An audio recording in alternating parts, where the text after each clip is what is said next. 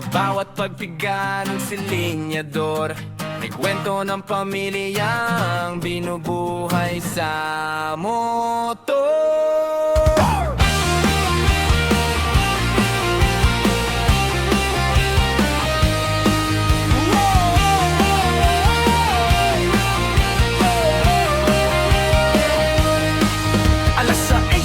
Umaga, pumipila na sa hub, inaayos sa mga parcel. Bawat kahon ay may bitbit na ulat, may damit na pakasal, may gatas na sanggol, mumurahing sapatos, may pangarap na abot kamay. Kung magtatagumpay, susubit ang kulay kahilan na bag sa likod. Kahit ang balikat ay nagsisimula ng mapagod.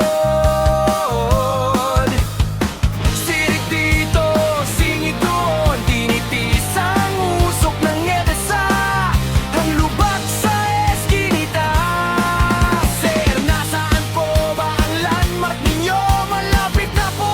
Sa may tinda, bukas sarado ang mundo. Bukas sarado ang mundo. Hulano aarap, tuloy ang biyahe para sa pamilya.